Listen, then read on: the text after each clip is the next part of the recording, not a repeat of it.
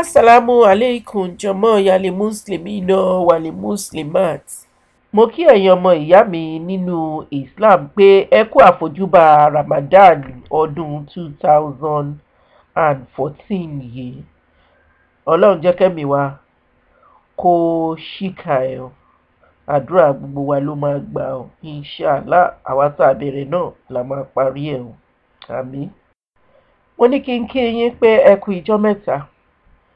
Mo sì tún ní kí n rán yín létí wípé Ramadan náà ó ti bẹ̀rẹ̀ wàyí o.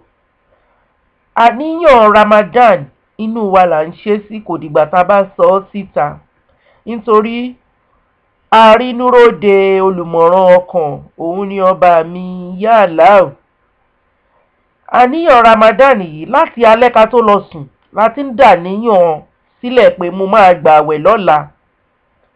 Tá bá jẹun níjọ́ kejì tá a da àníyàn kankan àti ní àníyàn yẹn tó rà ti gbà látànà.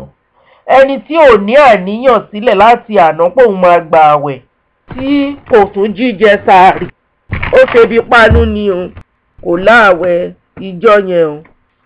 Ọlọ́run kó gbà fún wa ní ìbádà. Àmín.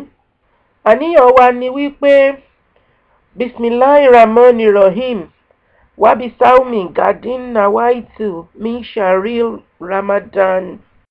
Ìyẹn ni wípé mo bẹ̀rẹ̀ lórúkọ rẹ, mo dẹ̀ ṣetán láti gba àwẹ̀ lónìí nínú oṣù Ramadan. Tó bá dẹ̀ tún wá tó àkókò àti ṣínu, Bismillahirrahmanirrahim nìkan ló tọ́ láti kọ́kọ́ ṣe. Àwa mu omi, tí a bá ní date yẹn ni Jubunu, á jẹ́ tàbí fruit oríṣi tí ó bá wù wọ́n ní ìlú tí wọn kì í sábà lo Jubunu àbí tí Jubunu ò common. Kí a tó ṣẹ̀ṣẹ̀ wá ṣe àdúrà yìí, a lè ṣe lédè Lárúbáwá ẹni tó bá lè kọ, àbí ká ṣe ní èdè wa ní èdè Yorùbá àbí èdè òyìnbó èyí tó bá ti yé wa sí. Gbogbo èdè lọ́lọ́run gbọ́.